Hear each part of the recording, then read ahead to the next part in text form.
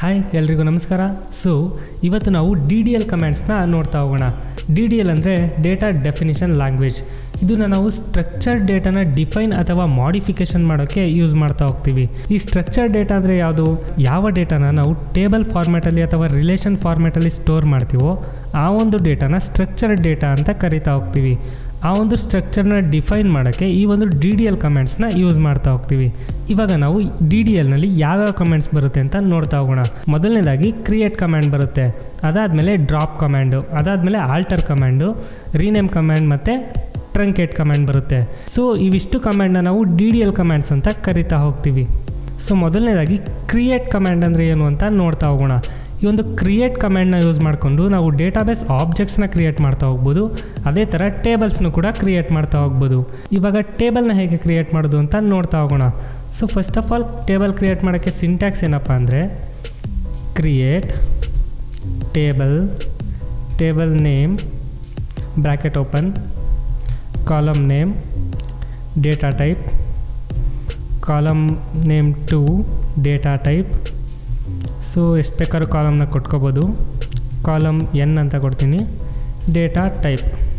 ಈ ರೀತಿಯಾಗಿ ನಾವು ಟೇಬಲ್ನ ಕ್ರಿಯೇಟ್ ಮಾಡ್ತೀವಿ ಈ ಒಂದು ಸಿಂಟ್ಯಾಕ್ಸ್ನ ಯೂಸ್ ಮಾಡಿಕೊಂಡು. ಫಾರ್ ಎಕ್ಸಾಂಪಲ್ ಇವಾಗ ನಾವು ಎಂಪ್ಲಾಯಿ ಟೇಬಲ್ನ ಕ್ರಿಯೇಟ್ ಮಾಡೋಣ. Create table employee, bracket open ಮಾಡಿ.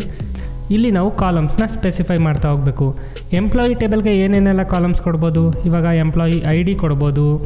ಡೇಟಾ ಟೈಪು ಇಂಟಿಜರಲ್ಲಿ ಕೊಡೋಣ. ನೆಕ್ಸ್ಟ್ ಬಂದು ಎಂಪ್ಲಾಯಿ ನೇಮು, ಅದನ್ನ varchar of 50. ನೆಕ್ಸ್ಟ್ ಬಂದು ಅಡ್ರೆಸ್ ಕೊಡ್ಬೋದು, ಅದು ಕೂಡ varchar of 50. ನೆಕ್ಸ್ಟ್ ಬಂದು ಸ್ಯಾಲರಿ ಇಂಟಿಜರಲ್ಲಿ ಕೊಡೋಣ. ಇವಾಗ ಬರ್ತಿದ್ದೀವಲ್ಲ, ಈ ಒಂದು ಕಮ್ಯಾಂಡ್ನ ರನ್ ಮಾಡಿದ್ರೆ ಟೇಬಲ್ ಕ್ರಿಯೇಟ್ ಆಗುತ್ತೆ.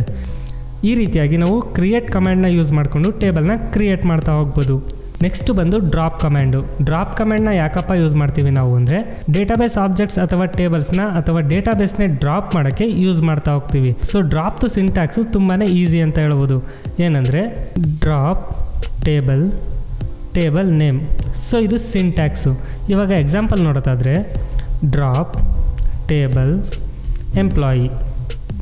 ಈ ಒಂದು ಕಮ್ಯಾಂಡ್ನ ರನ್ ಮಾಡಿದ್ರೆ ಸಾಕು, ಕ್ರಿಯೇಟ್ ಆಗಿರುವಂಥ ಟೇಬಲ್ಲು ಡ್ರಾಪ್ ಆಗುತ್ತೆ, ಅಂದರೆ ಕಂಪ್ಲೀಟಾಗಿ ರಿಮೂವ್ ಆಗ್ತಾ ಹೋಗುತ್ತೆ. ಡ್ರಾಪ್ ಕಮ್ಯಾಂಡಿಂದ ಏನಪ್ಪ ಅಡ್ವಾಂಟೇಜು ಅಂದರೆ ನಾವು ಕಂಪ್ಲೀಟಾಗಿ ಡೇಟಾಬೇಸ್ ಆಬ್ಜೆಕ್ಟ್ಸ್ನ ಅಥವಾ ಟೇಬಲ್ಸ್ನ ರಿಮೂವ್ ಮಾಡಿಬಿಡ್ಬೋದು. ಅದ್ರ ಸ್ಟ್ರಕ್ಚರ್ ಕೂಡ ಉಳಿಯೋದಿಲ್ಲ. ಡಿಲೀಟು, ಟ್ರಂಕೇಟ್ ಮತ್ತು ರೀನೇಮ್ ಕಮ್ಯಾಂಡ್ನ ಮುಂದಿನ ವೀಡಿಯೋದಲ್ಲಿ ನೋಡ್ತಾ ಹೋಗೋಣ. ನೀವು ಇನ್ನೂ ನಮ್ಮ ಚಾನಲ್ಗೆ ಸಬ್ಸ್ಕ್ರೈಬ್ ಆಗಿಲ್ಲ ಅಂದರೆ ಈ ಕೂಡಲೇ ಸಬ್ಸ್ಕ್ರೈಬ್ ಮಾಡ್ಕೊಳ್ಳಿ. ಸಿಗೋಣ ಮುಂದಿನ ವೀಡಿಯೋದಲ್ಲಿ. Thank you.